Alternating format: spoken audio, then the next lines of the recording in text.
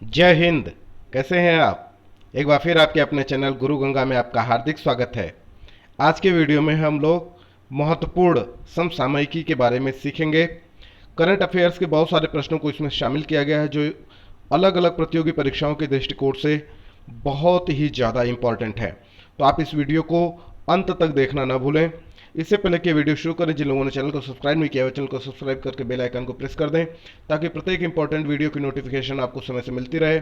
और जिन्होंने हमारी पिछली वीडियोज नहीं देखी वे भी इस वीडियो के डिस्क्रिप्शन बॉक्स में दिए जा रहे लिंक पर क्लिक करके पिछली वीडियोज देख सकते हैं। तो आइए शुरू करते हैं आज की इंपॉर्टेंट कक्षा। तो चलिए चलते हैं पहले प्रश्न की तरफ। हाल ही में विश्व जल निगरानी दिवस कब मनाया गया? ध्यान दीजिएगा, हाल ही में विश्व जल निगरानी दिवस कब मनाया गया? 18 सितंबर को। एकदम करंट ताज़ा प्रश्न बनेगा ये, है ना। मई 2020 में केंद्र सरकार ने किस मंदिर का पूर्णतः सौरकरण करने की योजना बनाई है? इस बात को ध्यान में रखिएगा कि मई 2020 में यह योजना बनाई गई थी केंद्र सरकार के माध्यम से कोणार्क के सूर्य मंदिर को पूरी तरह से उसका सौरकरण करने की, है ना। तो सौरकरण करने की योजना कोणार्क सूर्य मंदिर के लिए बनाई गई, केंद्र सरकार के द्वारा बनाई गई। और कब बनाई गई? मई 2020 में। किस राज्य सरकार ने अप्रैल 2020 में एक वर्ष तक के लिए सरकारी वाहनों की खरीद पर प्रतिबंध लगा दिया था? कोरोना काल में जो बढ़ता हुआ खतरा था, बढ़ते हुए खर्च थे, बढ़ते हुए खतरे थे, उसको देखते हुए हरियाणा की सरकार ने एक वर्ष तक के लिए सरकारी वाहनों की खरीद पर प्रतिबंध लगा दिया था। किस राज्य सरकार ने? हरियाणा की खट्टर सरकार ने, है ना, मनोहर खट्टर जी की सरकार ने। अगला प्रश्न देखते हैं। अगला है, हाल ही में किस सोशल मीडिया प्लेटफॉर्म ने आत्महत्याओं को रोकने के लिए देयर इज हेल्प की पहल की? है ना, एक कैंपेन था देयर इज हेल्प। यह ट्विटर ने इसकी पहल की थी। टोटल ट्विटर का आप जानते ही हैं सोशल मीडिया प्लेटफॉर्म है। तो इसने जो आत्महत्याएं हो रही थी डिप्रेशन की वजह से, अवसाद की वजह से, उसको रोकने के लिए उन्होंने देयर इज हेल्प के नाम से एक पहल की शुरुआत की थी ट्विटर ने। आगे देख लीजिए, भारतीय ओलंपिक संघ के किस अध्यक्ष को ओलंपिक चैनल आयोग का सदस्य नियुक्त किया गया है? भारतीय ओलंपिक संघ का कौन सा अध्यक्ष था जिसे ओलंपिक चैनल आयोग का सदस्य नियुक्त किया गया है? तो उत्तर है उसका नरिंदर बत्रा। कौन है? नरिंदर बत्रा। हाल ही में किस राज्य सरकार ने आर्थिक स्पंदन ऋण वितरण कार्यक्रम का शुभारंभ किया? बहुत इंपॉर्टेंट है। किस राज्य सरकार ने आर्थिक स्पंदन ऋण वितरण कार्यक्रम का शुभारंभ किया? तो कर्नाटक की सरकार ने किया। अगला जो इंपॉर्टेंट प्रश्न है वह यह बनेगा, किस ज्वालामुखी को विश्व का सबसे गर्म और बड़ा ज्वालामुखी घोषित किया गया है? ये करंट अफेयर का बहुत इंपॉर्टेंट प्रश्न है। पुहहोनु ज्वालामुखी। पुहहोनु ज्वालामुखी ये हवाई द्वीप में है, यूएसए में, है ना। और इसी को विश्व का सबसे गर्म और बड़ा ज्वालामुखी घोषित किया गया है। ध्यान से आप देखेंगे, सारे प्रश्न बहुत इंपॉर्टेंट हैं और इनके आने की संभावना भी बहुत ज़्यादा है। हाल ही में किस बैंक ने अपना घर ड्रीम्स होम लोन योजना का शुभारंभ किया? ये देख लीजिए ध्यान से, कौन सी होम लोन योजना? अपना घर ड्रीम्स होम लोन योजना, है ना। इसका शुभारंभ किया आईसीआईसीआई बैंक ने, है ना, भारत का सबसे बड़ा प्राइवेट सेक्टर का बैंक आईसीआईसीआई बैंक। अपनी प्रत्येक पंचायत में श्रम सिद्धि अभियान की शुरुआत करने वाला राज्य कौन सा है ना। श्रम सिद्धि अभियान की जो शुरुआत हुई वो प्रत्येक पंचायत में की थी मध्य प्रदेश राज्य ने। किसने? मध्य प्रदेश राज्य ने। चरण पादुका योजना और एफआईआर आपके द्वार, यह दो योजनाओं की शुरुआत किस राज्य ने की? तो यह भी मध्य प्रदेश ने की। चरण पादुका योजना आपने देखा होगा, जब कोविड के केस बढ़ने लगे तो बहुत सारे प्रवासी अपने घरों को वापस लौट रहे थे। तो ऐसी परिस्थितियों में इस योजना के अंतर्गत मध्य प्रदेश की सरकार ने लोगों को चप्पलें वितरित करना शुरू किया था चरण पादुका योजना के अंतर्गत। और एफआईआर तो आप जानते हैं अपराध के संदर्भ में एफआईआर आपके द्वार योजना की शुरुआत की गई थी। मई 2020 में किसे विश्व स्वास्थ्य संगठन के कार्यकारिणी बोर्ड का नया अध्यक्ष बनाया गया है? ये बहुत इंपॉर्टेंट प्रश्न है। ऐसी परिस्थिति में जबकि कोविड से पूरी दुनिया जूझ रही थी, उस समय डब्ल्यूएचओ के कार्यकारी बोर्ड का अध्यक्ष डॉक्टर हर्षवर्धन जी को बनाया गया। डॉक्टर हर्षवर्धन कौन है? डॉक्टर हर्षवर्धन भारत के स्वास्थ्य मंत्री हैं, है ना। इस समय हमारे देश के स्वास्थ्य मंत्री हैं डॉक्टर हर्षवर्धन, जो चांदनी चौक से सांसद हैं। चांदनी चौक नई दिल्ली, है ना, वहाँ से सांसद हैं। आगे देख लीजिए, वर्ल्ड हेल्थ डे 2020 की थीम क्या है? बहुत इंपॉर्टेंट प्रश्न है ये, है ना। तो थीम ये थी, सपोर्ट नर्सेज एंड मिडवाइव्स। क्या है? Support nurses and midwives. ये विश्व स्वास्थ्य दिवस 2020 की थीम है। हर साल जो डब्ल्यूएचओ है वह विश्व स्वास्थ्य दिवस के लिए एक थीम की घोषणा करता है, जो 2020 में थी, support nurses and midwives. Clear है? अगला देखिए, सिनेमा हॉल खोलने के लिए किस राज्य सरकार ने हाल ही में सब्सिडी की घोषणा की? तो असम की सर्बानंद सोनोवाल की जो सरकार है उन्होंने ऐसा किया। उन्होंने कहा कि इस महामारी के दौरान जो भी सिनेमा हॉल बंद हो गए हैं, यदि वो खोले जाते हैं तो वो सब्सिडी देंगे, और जो लोग नया सिनेमा हॉल खोलना चाहते हैं, सिनेमा घर खोलना चाहते हैं, उनके लिए भी राज्य सरकार सब्सिडी देगी, है ना। तो असम में ऐसा हुआ। आगे देखिए, किसे ढींग एक्सप्रेस के नाम से जाना जाता है ना।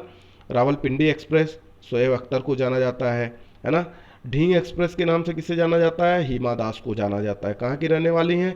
तो असम की ही रहने वाली हैं हिमा दास, एथलीट है ना। हाल ही में कोविड मरीजों की सेवा के लिए किस भारतीय नर्स को सिंगापुर का राष्ट्रीय सम्मान प्राप्त हुआ है? ध्यान ध्यान दीजिए, बहुत इंपॉर्टेंट है। सिंगापुर का राष्ट्रीय सम्मान पाने वाली कौन सी भारतीय नर्स हैं जिन्हें कोविड मरीजों की सेवा के लिए सम्मान दिया गया? तो उनका नाम है कला नारायण स्वामी। क्या नाम है? कला नारायण स्वामी। आगे देखते हैं, हाल ही में डब्ल्यूएचओ दक्षिण पूर्वी एशिया क्षेत्र के 73वें सत्र की मेजबानी किस देश ने की? डब्ल्यूएचओ के दक्षिण पूर्वी एशिया देश के 73वें सत्र की मेजबानी थाईलैंड ने की। किसने? थाईलैंड ने। आगे चलते हैं, हाल ही में G29 देशों के पर्यावरण मंत्रियों की बैठक की अध्यक्षता किस देश ने की? तो सऊदी अरब ने की। सऊदी अरब ने G29 देशों के पर्यावरण मंत्रियों की बैठक की अध्यक्षता की। वर्चुअल मीटिंग हुई थी, है ना, ऑनलाइन मीटिंग में। अगला देखते हैं, विश्व आर्थिक मंच द्वारा जारी वैश्विक ऊर्जा संक्रमण सूचकांक में भारत का स्थान कौन सा है? भारत को कौन सा स्थान प्राप्त हुआ है? किसने जारी किया है? यह सूचकांक विश्व आर्थिक मंच ने जारी किया है। किसने? विश्व आर्थिक मंच ने जारी किया है।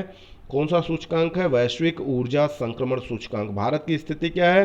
भारत को 80वां स्थान प्रदान किया गया है। स्वीडन पहले स्थान पर है। इस सूचकांक में स्वीडन का स्थान पहला है। अगला भी इंपॉर्टेंट है, इसको भी देख लीजिए, अभी सूचकांक ही है। हाल ही में जारी विश्व बैंक के मानव पूंजी सूचकांक में भारत का कौन सा स्थान है? किसने जारी किया? विश्व बैंक ने जारी किया है। और कौन सा सूचकांक? मानव पूंजी सूचकांक है। भारत का स्थान है 116वां, और इस सूची में पहले स्थान पर है सिंगापुर। कौन है? सिंगापुर को पहला मिला है। मानव पूंजी सूचकांक में भारत को 116वां स्थान प्राप्त हुआ है। विश्व बैंक ने जारी किया है ये। एक पुस्तक है आज़ादी, फ्रीडम, फॉक्सिज्म, फिक्शन, है ना। इसकी लेखिका कौन है? तो इसकी लेखिका है अरुंधति राय। चूंकि यह नई पुस्तक आई हुई है, इसलिए इसको आप ध्यान से देख लें। इससे संबंधित प्रश्न पूछे जाते हैं अलग अलग प्रतियोगी परीक्षाओं में, जो नई चर्चित पुस्तकें आती हैं, है ना। इसमें बहुत सारे निबंध शामिल किए गए हैं इस पुस्तक के अंदर। अरुंधति राय का नाम तो आपने सुना ही होगा। अगला है shuttling to the top, the story of PV Sindhu. इस पुस्तक के लेखक कौन है? तो इस पुस्तक के लेखक हैं वी कृष्णा स्वामी। कौन है? वी कृष्णा स्वामी। ये दो ऐसी जो अभी हमने ऊपर बताया, वह अरुंधति राय जी की पुस्तक, और दूसरी वी कृष्णा स्वामी की यह पुस्तक बहुत चर्चित पुस्तक है, तो उसको आप ध्यान से देखेंगे। अभी इस पे प्रश्न पूछे नहीं गए हैं, पर पूछे जाने की संभावना बहुत ज़्यादा है। हाल ही में टाइटन ने किस बैंक के साथ मिलकर भारत की पहली कॉन्टैक्टलेस घड़ी लॉन्च की है ना। तो स्टेट बैंक ऑफ इंडिया के साथ टाइटन ने भारत की पहली कॉन्टैक्टलेस घड़ी लॉन्च की है। ठीक है, अगला देख लीजिए, 5 जुलाई को देश के उपराष्ट्रपति वेंकैया नायडू ने पहले देशी सोशल मीडिया ऐप को लॉन्च किया। उसका नाम क्या है? बहुत इंपॉर्टेंट प्रश्न है। आपने देखा होगा, भारत चीन सीमा पर जो तनातनी की स्थिति पैदा हुई थी, उस समय चीन के बहुत सारे ऐप्स को प्रतिबंधित कर दिया था भारत ने, है ना। और ऐसी परिस्थितियों में यह एक आत्मनिर्भर भारत कैंपेन की शुरुआत की गई थी और ये कहा गया था कि भारत को अलग अलग सोशल मीडिया प्लेटफॉर्म उपलब्ध कराने चाहिए, स्वदेशी ऐप्स को लॉन्च करना चाहिए। तो उसको जो सबसे पहला देशी सोशल मीडिया ऐप लॉन्च हुआ उसका नाम क्या है वो पूछा जा रहा है ना। तो आप जान लीजिए, एलाइनमेंट्स, उसका क्या नाम है, एलाइनमेंट्स। और इसे तैयार किया है श्री श्री रविशंकर जी, जिन्हें आर्ट ऑफ लिविंग का प्रणेता कहा जाता है। उस संस्था के द्वारा, आर्ट ऑफ लिविंग संस्था के द्वारा तैयार किया गया एलाइनमेंट्स को, है ना। यह क्या है, पहला, भारत का पहला देशी सोशल मीडिया ऐप है। इसे किसने लॉन्च किया, तो वेंकैया नायडू जी ने श्री श्री रविशंकर जी के साथ लॉन्च किया। कब किया, 5 जुलाई को किया। Very very very important. आगे देखते हैं, भारतीय पुरातत्व सर्वेक्षण एएसआई का नया महानिदेशक किसे नियुक्त किया गया है ना। ये इंपॉर्टेंट है, नई नियुक्ति है, जिसे आप ध्यान से देख लें। वी विद्यावती महिला है ना, वी विद्यावती जी को भारतीय पुरातत्व सर्वेक्षण, जिसको आप एएसआई कहते हैं, उसका नया महानिदेशक नियुक्त किया गया है। आगे चलते हैं, हाल ही में आईपीएल लीग में खेलने वाले पहले अमेरिकी खिलाड़ी का नाम क्या है। देखिए, ये इंपॉर्टेंट प्रश्न खेल में बनेगा। ये खेल से संबंधित जो प्रश्न पूछे जाएंगे उसमें ये प्रश्न अवश्य पूछा जा सकता है कि आईपीएल लीग में खेलने वाला पहला अमेरिकी खिलाड़ी कौन, तो अली खान, है ना। किस टीम से खेल रहे हैं, केकेआर से, कोलकाता नाइट राइडर्स की तरफ से ये खेल रहे हैं। कोलकाता नाइट राइडर्स की टीम में अली खान ये पहले अमेरिकी खिलाड़ी हैं जो आईपीएल में खेल रहे हैं। 2020 आईपीएल का आयोजन किस देश में हो रहा है। आप जानते हैं, कोविड की जो महामारी है उसकी वजह से भारत में इसका आयोजन नहीं हो सका और अब इसका आयोजन संयुक्त अरब अमीरात, जिसको आप यूएई कहते हैं, वहाँ पर हो रहा है ना। इस समय उसका आयोजन चल रहा है, अलग अलग मैच खेले जा रहे हैं। किस भारतीय महिला टेनिस खिलाड़ी ने फेड कप हार्ट अवार्ड 2020 जीता है। ये बहुत इंपॉर्टेंट है, खेल समाचारों के अंदर खेल के संबंधित जो प्रश्न बनेंगे उसमें। सानिया मिर्जा ने फेड कप हार्ट अवार्ड 2020 जीता है ना। ये टेनिस खिलाड़ी हैं, आप इनको जानते ही हैं। किस संगठन ने विदेशों से भारतीय नागरिकों को वापस लाने के लिए ऑपरेशन समुद्र सेतु शुरू किया।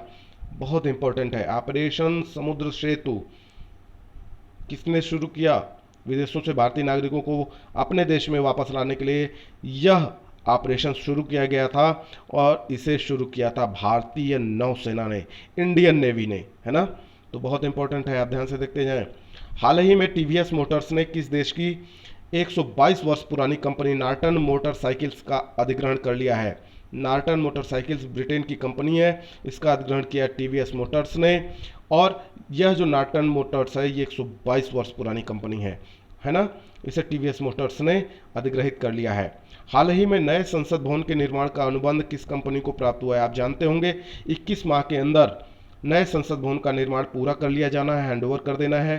तो यह जो अनुबंध प्राप्त हुआ है किसे बनाने का मिला हुआ है, तो टाटा प्रोजेक्ट लिमिटेड को मिला हुआ है। किसको मिला हुआ है, टाटा प्रोजेक्ट लिमिटेड को नया संसद भवन निर्माण का अनुबंध प्राप्त हुआ है। कितने महीने में तैयार करके दे देना है, 21 माह में। बहुत इंपॉर्टेंट प्रश्न है। जल संरक्षण के क्षेत्र में नीलांबर पीतांबर जल समृद्धि योजना की शुरुआत किस राज्य ने की है, तो झारखंड ने की है। किसने, झारखंड ने की है। हाल ही में किस राज्य में स्वच्छता कैफे का उद्घाटन किया गया, तो हिमाचल प्रदेश में किया गया, सोलन जिले के नालागढ़ में। सोलन जिले के नालागढ़ में हिमाचल प्रदेश का यह एक सोलन जिला है ना, जहाँ के नालागढ़ में स्वच्छता कैफे का उद्घाटन किया गया है।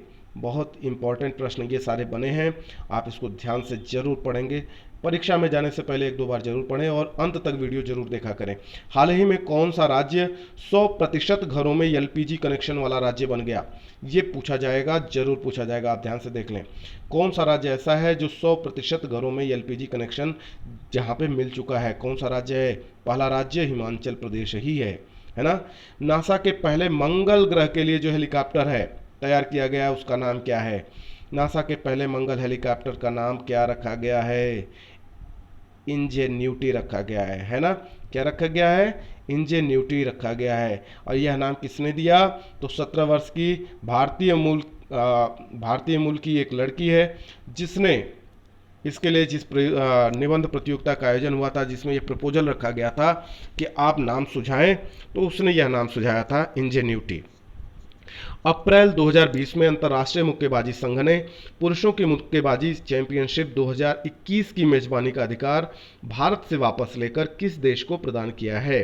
ध्यान दीजिएगा, अंतर्राष्ट्रीय मुक्केबाजी संघ ने कुछ विवादों के कारण पुरुषों की मुक्केबाजी चैंपियनशिप 2021 जो भारत में होनी थी, इसकी मेजबानी का अधिकार भारत से वापस ले लिया और सर्बिया को दे दिया। किसको दे दिया? सर्बिया को दे दिया। कब? अप्रैल 2020 में, है ना। हालांकि इस पे अभी तक प्रश्न ज़्यादा नहीं पूछे जा चुके हैं, क्योंकि बहुत सारी परीक्षाएं हो नहीं पाई हैं, अभी तक सब पेंडिंग है।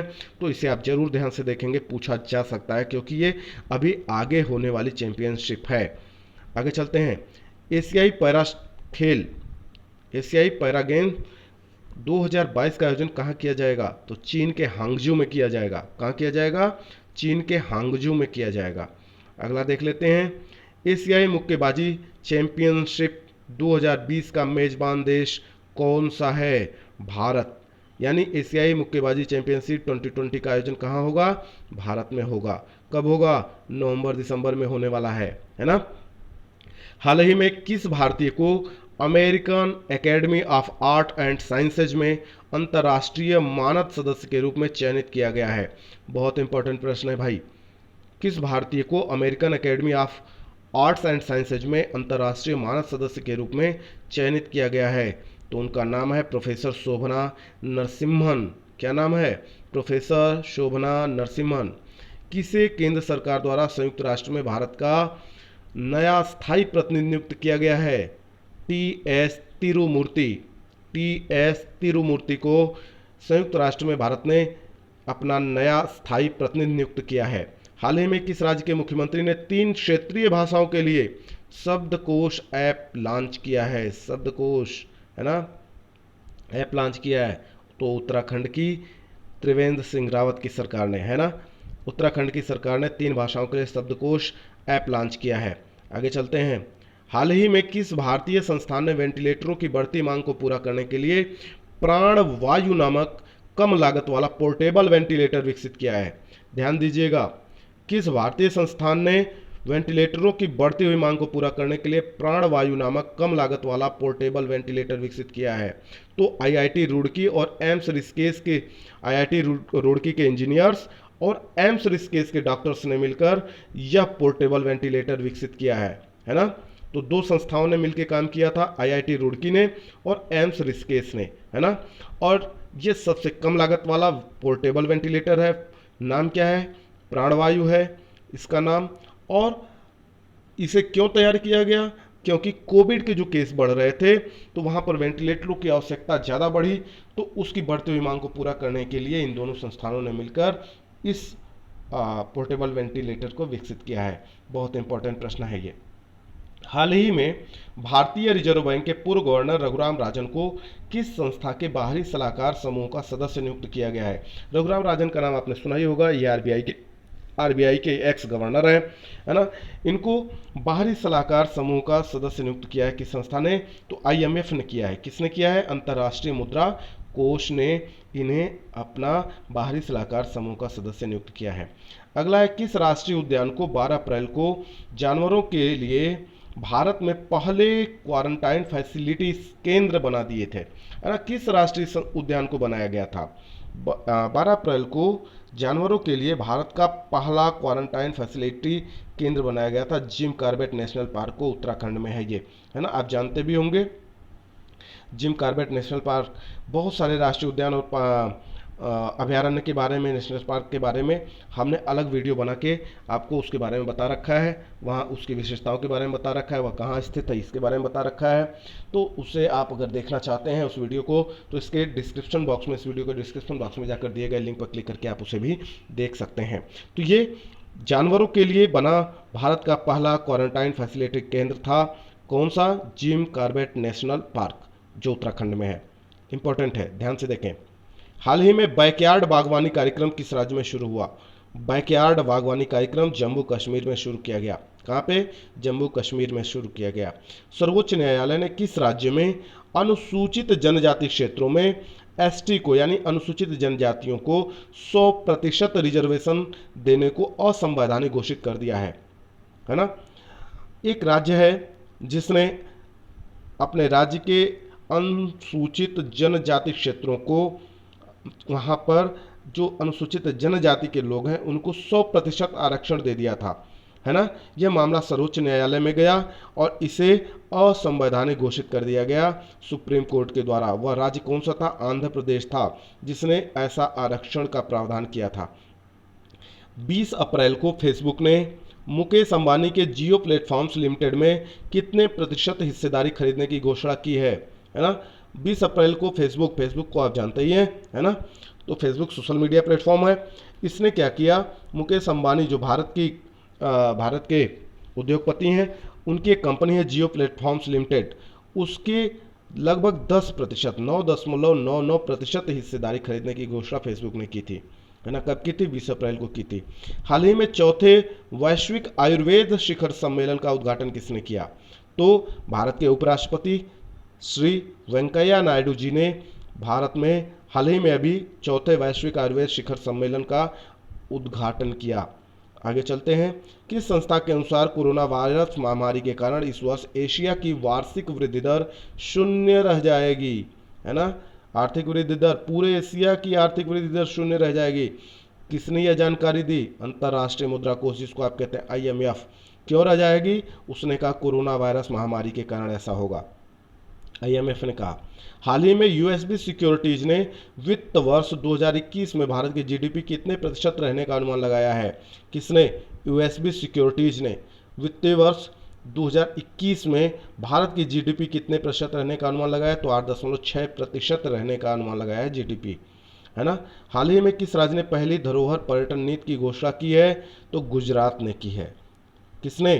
किस राज्य ने पहली धरोहर पर्यटन नीति, है ना, धरोहर पर्यटन नीति की घोषणा की? तो गुजरात ने की है। ये बहुत इंपॉर्टेंट प्रश्न है, छोटा सा वीडियो है। यदि यह वीडियो आपको पसंद आता है तो इसे लाइक जरूर करें, अपने मित्रों में शेयर जरूर करें, और चैनल पर नए हैं तो चैनल को सब्सक्राइब भी कर लें। और फिर मिलते हैं अगले इंपॉर्टेंट वीडियो में, तब तक के लिए आप सभी लोगों को जय हिंद।